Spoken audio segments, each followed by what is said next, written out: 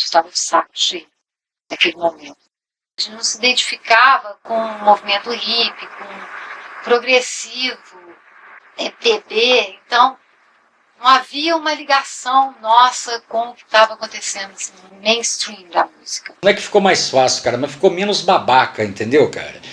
Porque tinha, Negozinho fazia muita produção, né, cara? Apesar de eu gostar de Led Zeppelin, desses caras todos aí, punk, musicalmente falando, veio e quebrou esses lances todos aí, cara.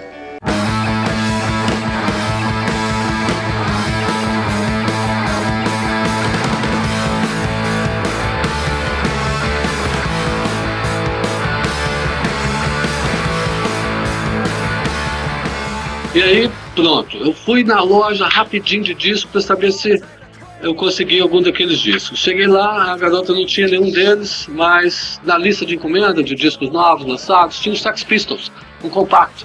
E eu pedi ela que encomendasse um para mim. Passados uns dias, o disco chegou, eu fui lá, peguei o disco, levei em casa. Quando eu vi aquela pauleira, porra, sabe? Era exatamente o que eu estava precisando. Foi um movimento de som e de moda. Porque o Malcolm McLaren, que era o empresário dos Sex Pistols, ele tinha uma boutique também. E acho que na época ele namorava Vivienne Westwood, que é uma estilista famosérrima. E ela, até hoje também, os desfiles dela têm essa influência punk. Eu sintonizei com aquilo, com aquelas ideias, né? Aquelas ideias anarquistas, com as roupas que as pessoas estavam nas fotos. Que o punk tinha algo mais que simplesmente uma banda ou outra, um grupo de banda de rock. Ele trazia com ele todo um conceito, trazia com ele toda uma coisa que tinha uma cara de movimento também. Tinha poetas, tinha caras que se envolviam com punk, tinha locais que viraram templos do rock por causa do movimento punk. Em final de 76 para 77, sem a gente saber de nada, a gente era punk na cidade. Assumidos mesmo, sem música, sem formação. Acredito que o punk surgiu em todo lugar do mundo ao mesmo tempo. Isso veio pelos ares, pelo astral, talvez pela revolta das cabeças e corações. Isso é que é o movimento punk, veio pela revolta. Quem trouxe esse movimento pra gente foi o próprio sistema que jogou em cima da gente. Eu tinha tido contato assim, com aquela literatura do Bivar na universidade quando eu estudava lá e já tinha sacado também os Sex Pistols num programa que chamava Rock in Concert, que passava na Rede Globo todo sábado, 2 horas. Foi lá que eu vi os caras a primeira vez.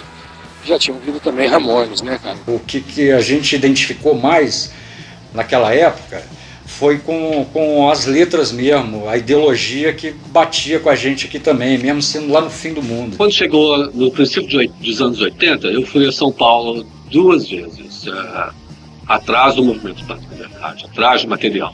No Sebo Discos, numa galeria que tinha, e lá encontrei com os punks de lá e eles me deram a dica do fanzine, que estava rolando, me deram o fanzine. Primeira vez que eu vi o fanzine. Os discos punks brasileiros que tinham saído, né? Tinham sido lançados lá realmente uma par de discos, 4 ou 5 discos. O primeiro disco que a gente comprou, que a gente achou, foi esse disco, que é um disco histórico da pop rock, né, da revista Pop, da época da revista Pop, que é uma coletânea com as bandas da época. Esse disco foi a bíblia pra gente. O ponto principal era na esquina da Espírito Santo com a Catedral, ali na Rio Branco. Rio Branco com a Catedral era o ponto principal do nosso movimento. Ali a gente brincava de briga naquele gramado, rolava, fazia sinal para os outros que passavam, xingava. Tinha um pessoal que usava bastante mesmo, explorava bem o lance do visual, esses cintos, com aquelas tarraxinhas, com aqueles lances, entendeu, cara? E essa galera descia pro calçadão ali, cara, e fazia uma bagunça mesmo, chamava a atenção de todo mundo que estivesse ali. Era um choque para a cidade, né? Porque Juiz de Fora é uma cidade pacata, uma cidade mineira, que apesar de estar perto do Rio, é muito conservadora. E as pessoas ficavam chocadas, simplesmente chocadas. Então, xingavam, gozavam. E a gente contra-atacava também, sabe? A gente fazia cara de mal, e tinha as pulseiras de prego e a gente mostrava. Eu andava cabeludo na época, fumava bagulho, o Cabo Chicão pegava todo dia, me pegava, jogava em frente às portas, me dava geral, pisava no meu pé, porra, sabe? Me dava tapa na cara. Policial, cara, sabe? Toda vez que ele me via, ele me parava na rua. E isso tudo era revoltante, né? Toda hora tomava geral, a polícia parava toda hora pra saber o que é que estava acontecendo, porque a gente andava com corrente, a corrente é uma coisa muito agressiva, né? Não era essa a ideia de intimidar. A ideia era de mostrar que a gente não estava conformado com isso, a gente não tinha de assumir aquele visual. Que a sociedade era negra, que o mundo não era bom. Mas agressivo no sentido de acho que chamar atenção, um lance assim, né, cara? Não chegava a agredir fisicamente ninguém, nem xingar. Isso daí apavorava. O pessoal tinha um preconceito porque é novo, né, cara? Tudo que é novo dá medo. Pra quem quer conservar sempre o velho. Só que o Redentor era uma área mais maluca, né, cara? Um lugar que você ia lá comprar um baseado e tal, ali na esquininha, era o ponto quente, era meio sujo aquilo pra gente. Aí o que acontece? Eles ficavam pra lá e a gente ficava pra cá. Tinha o nosso grupo, que era do Ponte da Espírito Santo, que era eu, Aécio, o Vietnã, Helder, o Charles, também fazia parte do PID, a Fernanda, e tinha um grupo da Santo Antônio, que tinha o Renato, o Adriano. Teve um momento que foi assim. Eles não ficavam com a gente mesmo, não era difícil ficar com a gente. Tinha essa turminha, uma turminha deles que era mais assim, eles gostavam, mas vamos dizer que eles não assumiam muito que eram punks. Não tinha uma boa relação lá porque a gente não andava com eles. Se andasse, talvez teria uma boa relação. Não tinha outro tipo de vida. Dentro mesmo do movimento já tinha esse racha. Justamente por causa disso, porque a gente queria mais postura deles, né? Atitude. Quem tinha muita atitude era o Rato. Eu lembro disso, o Rato era um cara de atitude mesmo. Que no início tinha até outro nome, né? Era Tampa de Bueiro. Que depois, pensando melhor, poxa, nós acabamos de sair das Forças Armadas, né? Só que agora a gente não tem arma mais, então vamos fazer uma força desarmada. Então, no caso, as armas eram os instrumentos, né? E as letras. Que a gente ouvia muito mesmo era Lixomania, o Sub aqui do Brasil, né, cara? A gente ficava mais ligado até em lance de letra mesmo, sabe? Uma banda que a gente gostava muito era Nina Hagen. A gente ouvia muito nessa época. Sex Pistols. Sacou? Era uma coisa mais direcionada ao punk. A Força Desarmada fazia punk, rock, mas eu não sei explicar, era um punk rock meio diferente. Ele tinha a estrutura deles mesmo. O Rato é um cara muito original, o Eduardo também muito exigente. Então eles fizeram um som muito legal, cara. Baseado nesses sons que a gente ouvia do Rio de Janeiro, de São Paulo, era um estilo de som que não precisava também de muita técnica para você executar, né? Era uma guitarra, uma distorção, um contrabaixo e uma bateria. Né? Vocalista, quanto mais rouca a voz, acho que era melhor. Né? Cara, eu entrei na Força Desarmada, foi uma coisa assim, de supetão, foi surpresa, porque o Adriano que era o vocalista. E até aí então eu era espectador, eu não passava eu ser vocalista assim, né? Os ensaios eram uma baixela de lata. A bateria eram 2 tubos de sorvete daqui bom que vendia ali nas Triminas, na Santa Rita. Aí você tirava, deixava ali, pegava a pele de bicho, né, que vendia na musical e botava ali para fazer os bongô.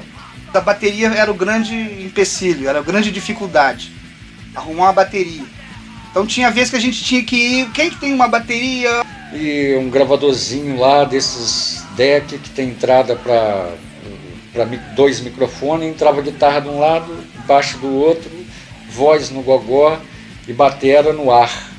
O cara ficava com um microfoninho desses fuleiros lá e só para poder, entendeu? Os instrumentos era quase que impossível a gente formar banda se não fosse a capacidade da gente executar e construir os próprios instrumentos, né? Porque ninguém tinha dinheiro na época para comprar contrabaixo e guitarra. Então aí nós resolvemos, né, começar a fazer os instrumentos pra gente mesmo poder tocar. Só que, por exemplo, os trastes eram fio de cobre, entendeu? Sabe fio de cobre, cara? O cara cortava o fio de cobre e punha lá, sabe? Nos trastes. Depois que veio saber comprar em São Paulo os trastezinhos que vendiam. Quando a gente puxava assim na escala, aqueles arames que não estavam muito bem limados ali, cortava dedo, ficava pingando sangue, né? Era tipo dar o sangue mesmo ali no negócio, né? A coisa principal que estava acontecendo no rock no momento era o punk rock. Eu achava que não tinha função fazer um festival se não tivesse os punks também, que era a coisa assim nova que tinha. Vamos dizer assim, a novidade, a grande novidade era aquela forma tosca de tocar, de cantar, de levar as letras e tudo mais. Estava na tribuna, fazendo uma matéria e me procurou. Disse, Virgínia, estou interessado em colocar umas bandas punks no festival. Você não está a fim de trabalhar com a gente?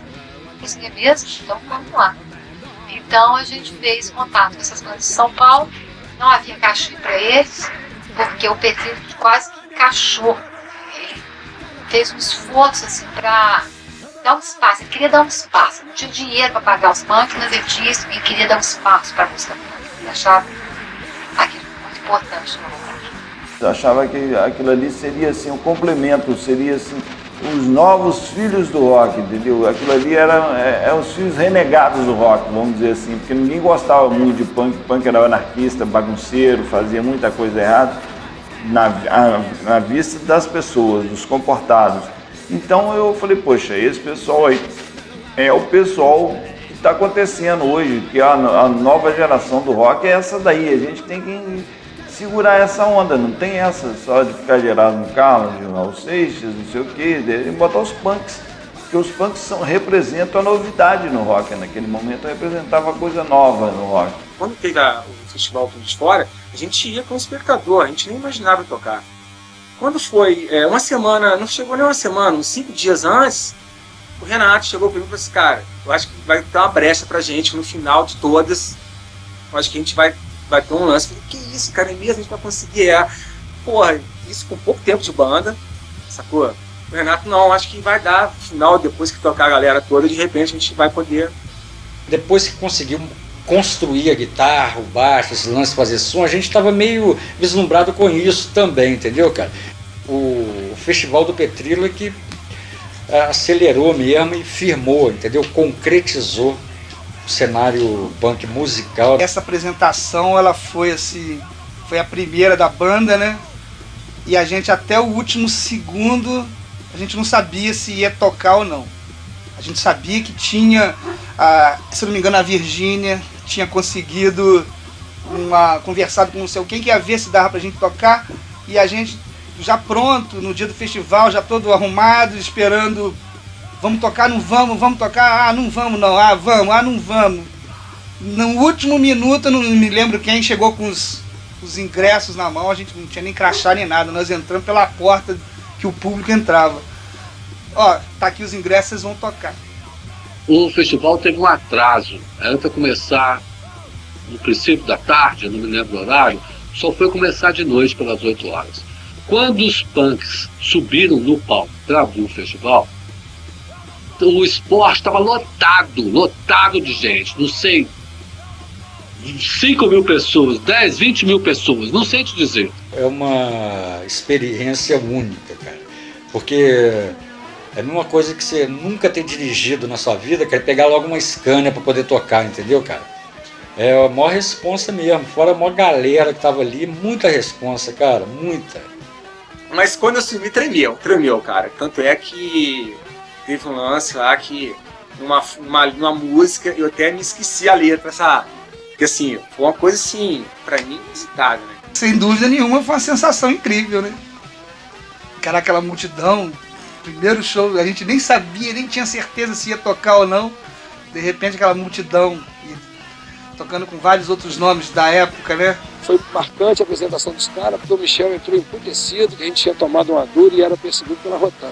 Ele entrou no festival e mandou pau no cu da Rotan 040, deu o nome todo, cara, ao vivo, com 10 mil pessoas. A banda ficou famosa por isso, não pelo som. nessa época, eu fui ver a Rotan Juiz de Fora, tinham poucas viaturas. Era 40, 41, 42. E a 40 estava lá. Mas eu nem sabia. Aquilo foi assim, uma coisa natural que saiu de mim, entendeu? Falei, pô, essa Rotan filha da puta aí que só fica pegando índiozinho que não tem nada a ver. E a galera foi a mil, cara. Aí o Renato falou, poxa, cara, que isso, cara, nós vamos sair daqui preso. Aí nós vamos descer logo e vamos misturar no meio da multidão, porque eles vão querer saber quem é que tá falando isso aí. Cara, todo mundo olhou pra mim e falou, cara, você é maluco, bicho. Tá arriscado a gente nem sair daqui hoje, cara. Todas as pessoas que não eram os punks tinham assim, um certo preconceito ao punk, porque achavam que o punk era muito tosco, e queria ouvir Raul Seixas, queria ouvir as bandas mais elaboradas, aparentemente mais elaboradas, e acabava tendo assim um problema com os punks, entendeu? Achando que o punk era uma anarquia mesmo, entendeu? Aquela coisa assim, ninguém que não tem nada que fazer, pega uma guitarra, entra numa de tocar, mas não sabe tocar nada, entendeu? As pessoas que se sintonizaram, né, que vibraram, que fizeram aquela catarse, aquilo deu pano para manga, deu muito o que falar. No dia seguinte, toda a culpa foi dos punks. Tudo que aconteceu de errado naquele festival, a grama que estragou, alguma coisa que quebrou, o banheiro que não funcionou, foram os punks. A gente ficou de bode expiatório de todos os problemas que ocorreram. Houveram várias fogueirinhas no campo, no estádio, dentro do campo mesmo, de futebol. Queimou muita grama, a grama ficou muito danificada, entendeu? E o esporte não segurou essa onda, nem podia segurar aquilo ali, era um campo de futebol, não, colocamos um show de rock ali em cima. Então deu um problema sério, porque o presidente do esporte, seu Caputo, foi demitido, foi embora, teve que ir embora, porque não aguentou a pressão da cidade, de todos os associados e tudo mais, então... Eu acho que durante anos eles não quiseram fazer nada, porque falaram que os punks destruíram o gramado do esporte, do campo de futebol. Destruíram tudo, entendeu? E ficou com essa culpa. As fogueiras, elas aconteceram em várias partes do campo, não foi só onde os punks estavam, então aquilo ali foi uma coisa generalizada. A noite era fria, noite de agosto, fria. Então, as pessoas sentiam necessidade de um calorzinho e faziam uma fogueirinha aqui, uma fogueirinha ali, e foi isso que aconteceu, mas não foi os punks que colocaram fogo no estádio. Jamais fomos um grupo de violência. Nós mostramos a violência que acontecia dentro da sociedade através das nossas roupas, das nossas músicas, dos nossos gestos, da maneira de ser. Mas nós não éramos violentos. A mídia que nos colocou assim, sempre vi como um grupo violento. E qualquer coisinha que acontecia em São Paulo, punk, papapá, o punk, papapá. E o cinema, a mídia de Los Angeles também, punk. O punk vendia naquela época. O punk era novidade. Tudo que era punk era ligado à destruição e vendia imagem, vendia. O punk virou bode expiatório de tudo que acontecia em Juiz de Fora. O punk saiu dali e foi para as ruas de Juiz de Fora. Teve um cara que foi atropelado por um fusquinha e deu um bafafá danado, saiu em jornal, enfim. O punk mostrou sua cara, mostrou que era uma coisa meio às avessas daquela coisa comportada que se esperava do rock, ainda não se esperava do rock, o rock sempre teve um visual meio marginal e tudo. Mas naquele momento, o que eu estava levando lá, essa parte mais new wave, vamos dizer assim, era mais comportado, perto do que eram os punks. A importância desse festival no nosso movimento punk é que esse dia marcou para mim e para toda a cidade, pois o movimento da cidade recebeu um impulso incrível e novos adeptos do subúrbio que começaram a frequentar no centro da cidade. E também a participação dos artistas, dos jornalistas, simpatizantes que o punk conseguiu depois do festival. Muitas pessoas nos procuraram depois disso. Eu quero fazer parte. E aí, o que é isso? Que legal, me dá um disco. Pode gravar pra mim? Então, assim, já vindo com visual, uma jaquetinha preta, o pessoal da periferia. Interessante aí que foi isso. Primeira formação, Lupídio, eu, Renato e o Eduardo. Aí depois vem pra cá, já perto do Rock de Fora, eu saí de vocal e o Lupídio saiu da batera, entrou o Binho, entrou o Michel e eu formei o Patrulha. com o Nando, com o Toninho, que é o mais afinizado para punk rock, né? E ele estava mais afinizado já para uma coisa que nem existia ainda, que era o Redcore. A gente fazia um Redcore mais melódico e eles uns load fest, né? Bem batidão, né? A gente já começou a pensar em outro estilo de música, entendeu, cara? Eu mesmo já comecei a querer um outro tipo de som, que na época tinha o punk rock, né? A gente começou a ter acesso já ao hardcore, que era um som mais pesado, né, cara? E tinha mais a ver, não por ser mais acelerado, mais barulhento, mais lento, tinha a ver mais com o que a gente queria falar, entendeu, cara? Eu vi que não era aquele tipo de som também que eu tava querendo fazer. Aí eu falei com o Renato, Renato, eu tô fora, se vocês quiserem aí, vocês podem continuar. Nem lembro se o Renato ainda teve alguma outra formação logo depois de mim, mas eu acho que não. Aquela foi a última mesmo da Força Desarmada, né? O Renato não, depois montou outra banda aí, o IDR, e prosseguiu durante um bom tempo. Eu não fiquei muito tempo. Porque depois aí veio a vida, tive que casar, comecei a trabalhar. Então mudou, eu mudei, eu saí, sabe, o caminho, eu dei saí, não dava. Primeiro que eu precisava ganhar dinheiro, né, cara? E a banda não me dava dinheiro. A gente ia tocar fora, a gente não ganhava nada, nem passagem de ônibus. Era tudo por nossa conta, cara. Então, assim, eu precisava ganhar, precisava trabalhar. O Patrulha já tinha uma influência mais de Ramones, que era uma parte mais balanço, né? Que não deixa de ser importante, porque o Ramones foi a grande banda de punk, né? Quando o primeiro show deles no CCBG, todos os punks que mais tarde formaram bandas estavam ali assistindo. Mas o movimento estava estabelecido, 2 bandas tocando, em 83, e um fanzine, os berros pegando fogo na cidade aí.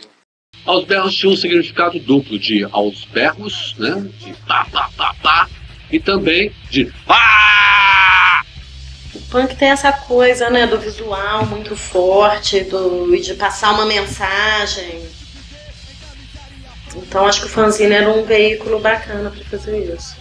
O que a gente queria era passar a ideia, passar a informação, né? Porque às vezes tentava, as pessoas, nossos amigos perguntavam, e essa banda? Não, já assisti, eu vou falar que essa banda é da Finlândia. Então, assim, o fanzine é uma forma de se explicar também, divulgar as informações, né? Internacionais e nacionais. Tudo era muito difícil porque não tinha dinheiro, né? Já começa por aí. Conseguir patrocínio, conseguir as coisas era mais difícil ainda. Então a maioria era feita em folha de papel ofício, né? Xerox. Mas às vezes também era uma folhinha só, a folhinha já era um fanzine, pra gente tudo era fanzine, entendeu? Que era uma maneira de protestar. Pô, vamos fazer isso, vamos. E a gente mandava xerocar, entendeu? Aí dobrava às vezes, aqui em 4, pronto, já era mais uma forma de protesto. Porque era a maneira da gente protestar é através do som também, né? A primeira vez que eu fiz, cara, é porque a galera não entendia o que eu cantava. Então eu botei uma foto da banda para cada música e coloquei um texto explicando por que eu cantava aquilo, o que eu queria dizer com aquela letra, para a galera entender o que eu falava. Por exemplo, se fosse hoje um balanço saco, né, uma crítica a essa putaria de nego achar que bunda é instrumento musical, né, mas nego não entende isso muito da música, que é mais a condição. Então podia acontecer isso na época. Então, como era uma banda punk, tinha que ter uma ideologia. Letras da banda, encontros, festivais, fotos de alguns festivais, shows, foto da formação da banda, na maioria é isso, né? Toda banda tinha que ter um fanzine, né? Aí a gente achou legal fazer um fanzine da Força Desarmada também, mas foram poucas edições também, uns 2 ou 3 no máximo que eu me lembro. E o mais importante deles é que também levavam as nossas ideias, e viajavam pelo país inteiro nas mãos dos punks e simpatizantes do movimento. Que na verdade a gente tinha na caixa postal, não tinha internet nem nada. Então mandava a carta mesmo, mandava uma carta, eles mandavam pra gente os fanzines que tinha, a gente distribuía, né? Chegava assim, aí mostrava pro pessoal que não conhecia, ó, tem isso aqui, tem uma ideologia, tem aqui, tem um texto do Bakunin, do Malatesta, para sedimentar, aprofundar a ideia do anarquismo, né? Não ficar só na intuição, né?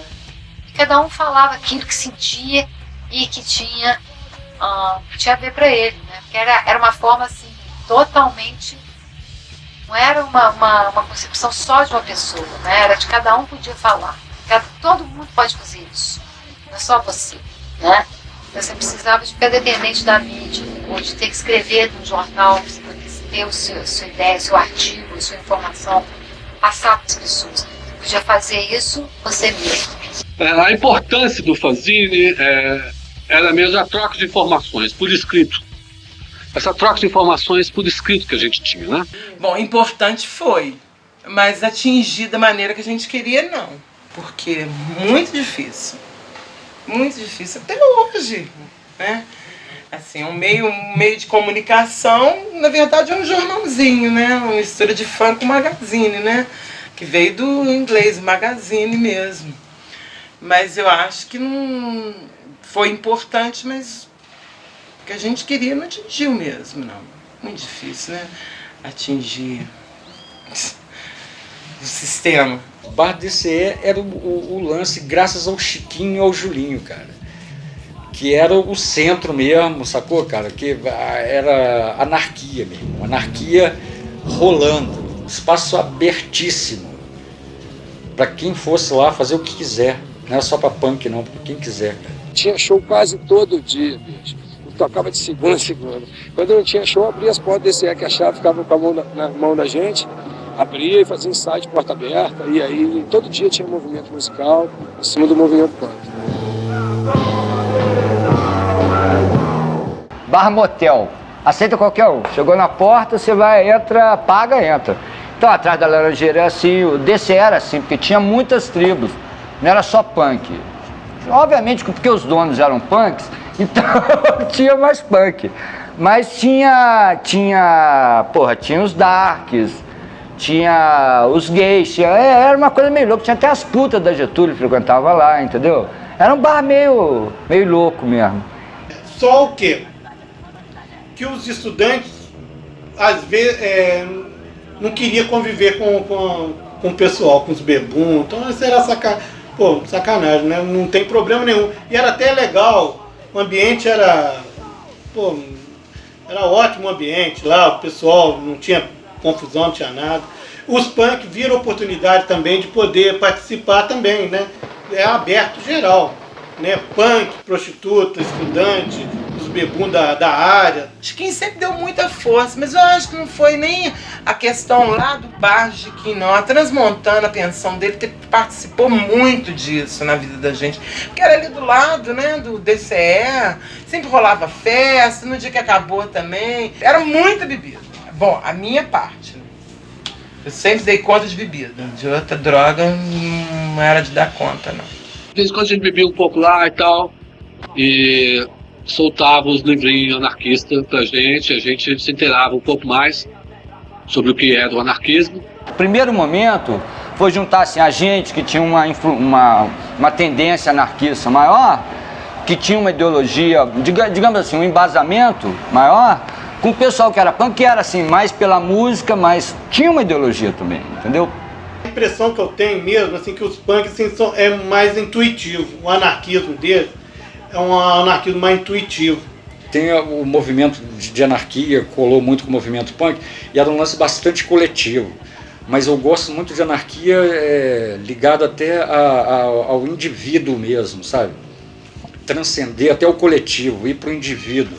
Por exemplo, o cara que protesta, mas tá aí chutando a mó lata, meu irmão. Não tem, sacou? Nada, ele ainda é vítima, cara. Que a gente sempre protestou, nunca reclamou, entendeu, cara? Tinha uma coisa muito forte enraizada na sociedade de, não, lutar contra a ditadura você tem que ser comunista. Se você não for comunista, você é pequeno burguês, entendeu? Você tá a favor da ditadura. Pra gente fazer uma reunião anarquista dava 10, 20.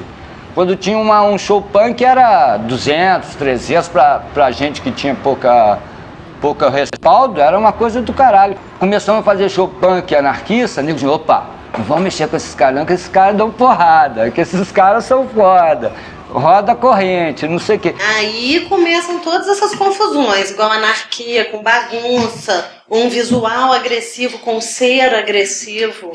Só que as pessoas confundem a estética, uma ideia, uma ideologia com coisa mais agressiva, mais de combate, e que esse combate vai ser corpo a corpo, vai ser violento.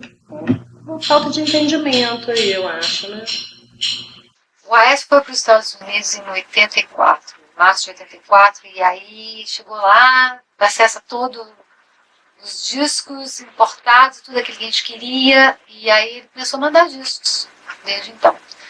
E a gente consumia isso e passava para frente, começou a fazer festas, né? Mas aí já não era só movimento punk, né? Era punk e underground, música nova, né? O que estava rolando na época de mais vanguarda.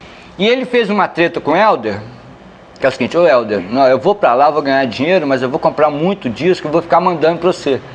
E você vai juntando os discos, os nossos discos.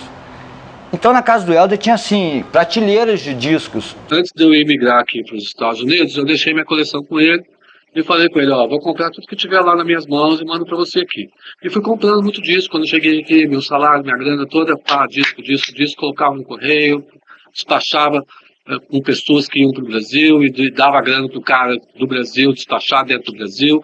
E aquilo foi enfiando disco lá para o Helder e ficamos com uma coleção bem grande. Ele ficou responsável de comprar os discos, as edições nacionais, ele comprou muitos. E aí começou a mandar muitos discos, que já foi unido àquela discoteca que já existia do Aécio e do Helder. Tinha alguns discos meus, mas era basicamente a coleção era dos dois.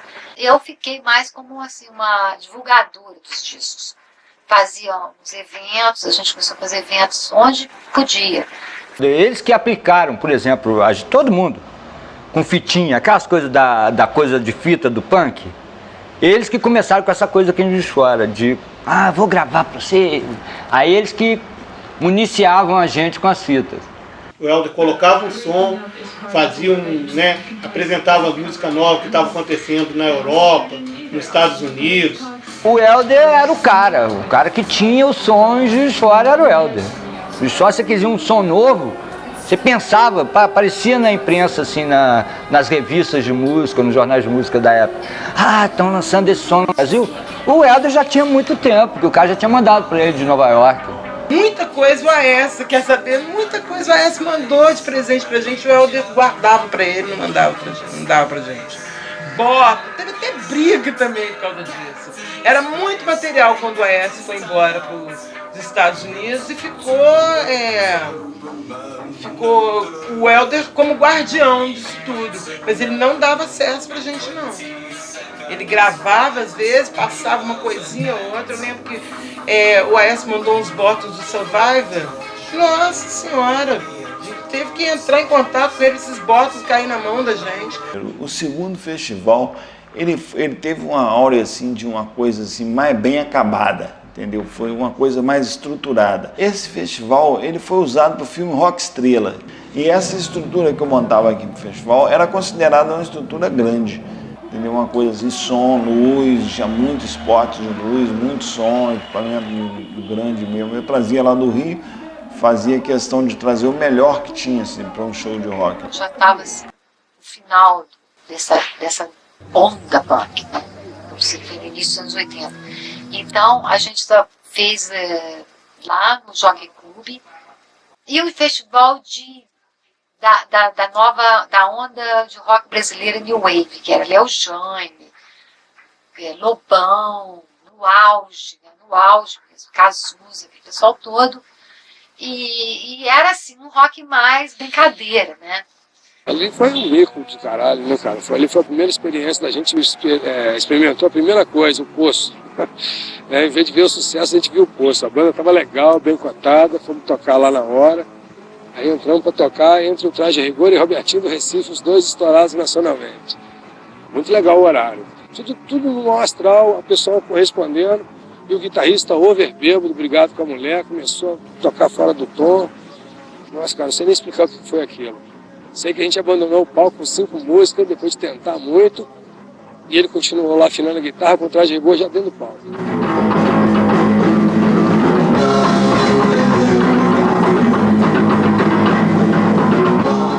Para você lembrar do detalhe, mas eu lembro do Patrulha. Foi uma banda que foi relativamente bem aceita no festival. Assim, se você considerar o que representava o Patrulha na época, o Patrulha hoje já faz um som mais elaborado, entendeu? Mas naquela época era um som tosco também, entendeu? Bem tosco. E eu acho que ele foi relativamente bem aceito no festival, no evento. Ninguém não chegou a jogar pedra neles. entendeu? Só isso aí já é um grande ganho. E a gente colocou uma banda punk, que era a banda nossa aqui de Juiz de Fora, que chamava Inimigos do Ritmo, que era o Renato, o Vietnã e o Charles da bateria. E eles não estavam muito bem ensaiados, acho que nessa trama aí não ensaiaram bem, eles abriram o festival. Esse foi o problema. Nós estamos tocando num festival, cara, que ó, pela dimensão dele, tinha que ter um cara lá na mesa, lá na frente, entendeu? Tinha que ter um apoio técnico.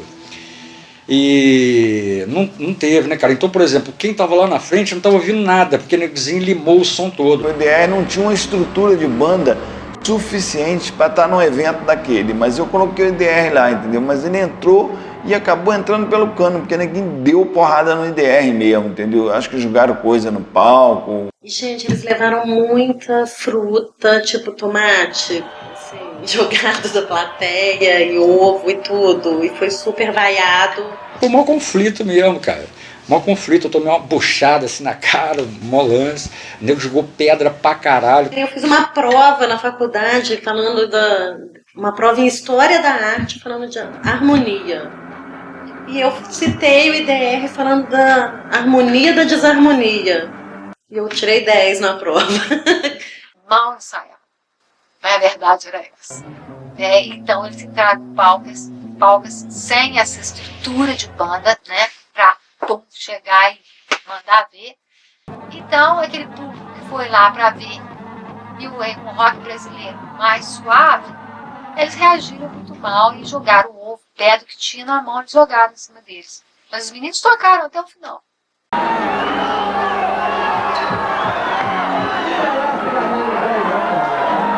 Me senti com a alma lavada de ver o EDR no palco, entendeu? Falei, não, consegui colocar uma banda que dificilmente tocaria no evento desse, porque em Juiz de Fora vinha muitos shows grandes, entendeu? Maiores assim, não dava oportunidade a uma banda nova nem nada. Eu achava o EDR era o fruto daquele momento que a gente estava vivendo, um momento social que o país estava vivendo.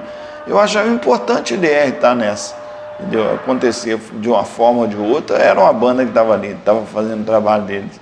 A maioria das bandas que estavam se apresentando eram bandas grandes mesmo, já estabelecidas e tal. E eles com aquele som totalmente louco, né? Aquela bateria típica do Vietnã. O som bem rápido, bem gritado. Então era bem diferente mesmo até das outras bandas punks que tinham um som mais boi, né? O Detrito era uma coisa bem... um punk bem que dá pra você entender a letra legal.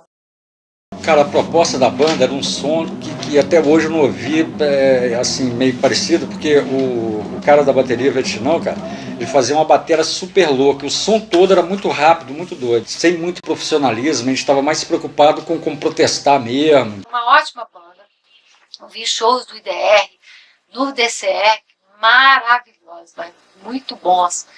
E letras ótimas, muito criativa a banda. Uma pena não ter tido esse registro de gravar um disco. O primeiro disco pra gente foi importante. O pai da Maria morreu, deixou uma herança. Ela pegou, gostava muito da gente, resolveu tirar a gente da paupéria, o que não aconteceu, mas fez o disco. Aí nós abrimos um selo, começamos a gravar umas bandas para ajudar também, né? A união faz a força. Aí pintou o patrocínio da Coca-Cola pra gente fazer um segundo disco. Aí o pai do William entrou com uma grana, a Coca-Cola com outra, e a gente fez um disco que faltou uma música para fechar. E nessa hora de fechar, eu tinha saído com umas vagabundas de noite lá pro K2, tomar umas lá, né, tava curtindo a noite lá. Aí fiquei dançando com as piranhas até de manhã cedo, tocando sertanejo. E ele me gozando com punk, dançando sertanejo, tocando que pensa em mim direto. Acordei com aquela porra na cabeça, rapaz. Viajei para gravar, cheguei lá, vou fazer uma versão paulada disso aqui. Aí fiz uma versão rock, o Fluminense detonou, aí bom. Aí rolou. Patrulha 666!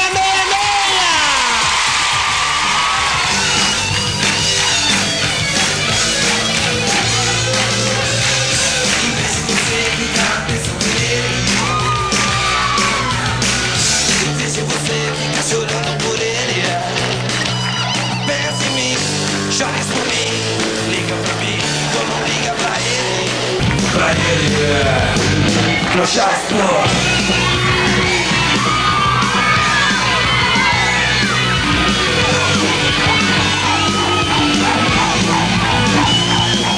Aí acabou o DCE, nós fizemos o NAC, que também era um espaço para todas as tribos. só que um espaço mais elaborado. Aí a gente falou, porra, legal essa coisa de ter muita gente, de atingir todas as tribos, então vamos fazer um espaço mais elaborado, com televisões para passar filme e coisa e tal, fazer uma pista de dança, vamos negociar isso com o DCR, fazer uma pista de dança e fazer show, fazer uma coisa bem feita mesmo para aqui, para o DCR. NAC, por que NAC, né? Núcleo de Ação Cultural. Por que uma sigla, né? Eu falei assim, vamos pôr uma sigla. Em vez de colocar um nome qualquer, um nome de alguma coisa que faz alguma referência, né? Você põe uma sigla que não vai ter referência nenhuma, as pessoas vão ficar buscando alguma coisa. Então você põe NAC. NAC não é nada, né? NAC pede construtivismo, né? Vai indo, né? Você vai construindo. Nós fizemos uma puta pista de dança e o Helder fez uma estrutura enorme para fazer discotecagem. Então era maravilhoso, cara. O cara tinha tudo. O que o Helder fez lá? Fez uma espécie de uma discoteca, não sei outro nome, né? Assim, são mais antigas mesmo. Montou um andaime, cercou tudo de madeira, ficou no segundo andar do andaime, colocou a aparelhagem de som dele lá em cima, aparelhagem, né, caixa de som, e mandava lá, subia na escadinha, ele ficava sozinho lá em cima, né, ninguém ficava perturbando, e ele só discotecando mesmo, né, fazendo lá o DJ, né? Acho que na época nem tinha DJ, tá? Isso já foi em 86, tudo com esses discos, divulgando esses discos. A ideia sempre foi de colocar esse som para as pessoas curtirem, passar para frente. Fizemos esse bar, que foi muito legal para a cidade, e foi um bar junto com o Chico e a Maninha, irmã dele, e a Márcia, a mulher dele, no bar, e a gente no espaço de som. O NAC também continuou com as propostas mais cultural até, né? Ficou com uma visão assim, mais cultural, mas virou mais um bar mesmo, né? Com um sonzinho. Aí nesse momento entrou mais gente, entrou um pessoal, aí eu acabei saindo fora. É piração, porque nessa época também a gente já começou a pirar, todo mundo já tinha, era uma questão de traição, a gente achou que o NAC era um bar muito careta para ser punk, entendeu? Porque aí foi o Chiquinho, foi o Helder, foi a Virgínia, a gente achou que não tinha nada a ver com a proposta punk. Eles queriam cobrar da gente entrar, a gente achava um montão de coisas absurdas, né? Quer dizer, aos poucos foi se fazendo movimento mesmo, cada um foi por um lado. Até hoje, gente, você vê uma semana de moda, em qualquer lugar do mundo tem referência punk. Todos os movimentos de contracultura com certeza marcaram muito a moda. E o punk é de uma modernidade, né, de uma atualidade impressionante. Você pega a foto dos meninos nos anos 80, eles estão moderníssimos, contemporâneos, pós-moderno, pós-tudo. A gente teve muitos conflitos, os pais, todos nós tivemos muitos conflitos e sofremos muito, fizemos nossos pais sofrer um pouco, mas também fizemos eles caminharem, né? Passarem a enxergar, a verem a sociedade de uma maneira diferente. Depois eu vi que a minha mãe, por exemplo, cresceu com isso. Cheguei a tomar uma coça para poder não sair de casa com a roupa, mas aí eu saía, colocava tudo na mochila, chegava na esquina, montava e ia pra rua também, de novo. No caso, achava que a gente era doido, cara. Na rua achavam que a gente era 2 vezes mais doido, no serviço era lenha, mas a gente usava assim mesmo.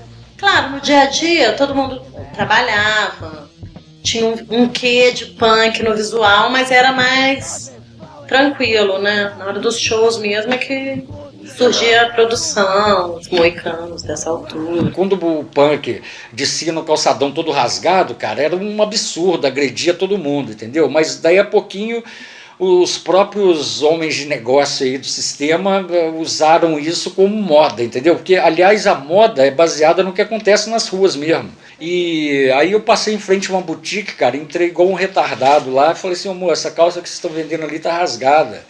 Aí a mulher ainda, sabe, achou que eu era meio retardado e falando, não, a calça é assim mesmo. Falei, porra, mas tem gente que vai comprar calça rasgada, porra.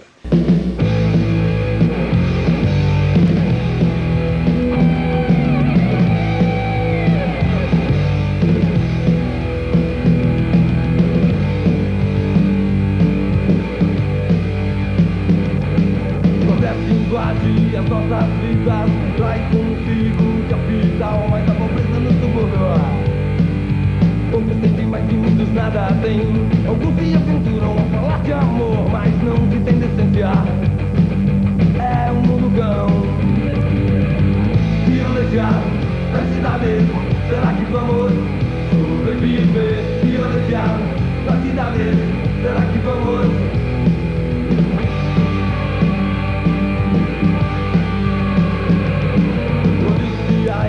Reprimindo miséria e fome nas calçadas, trânsito maluco. Pessoas inocentes pagando por poucos, já não tem mais nenhuma ambição. É o capitalismo, é a civilização. Violência na cidade, será que vamos sobreviver? Violência na cidade, será que vamos sobreviver? Violência na cidade, será que vamos sobreviver? Violência na cidade, será que vamos?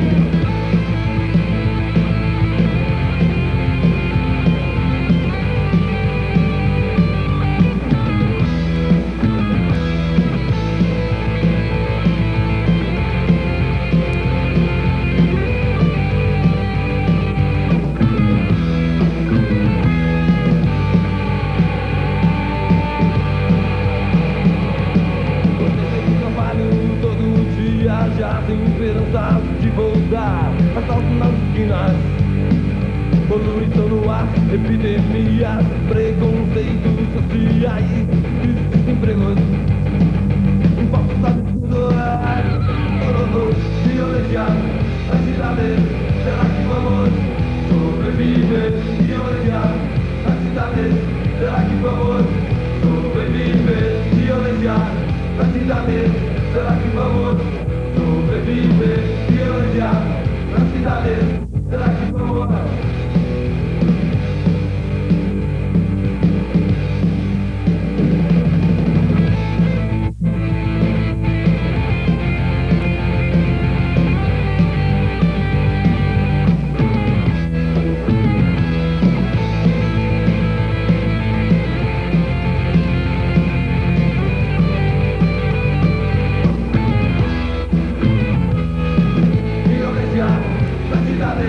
Será que vamos sobreviver? Violência na cidade, será que vamos sobreviver? Violência na cidade, será que vamos sobreviver? Violência na cidade, será que vamos?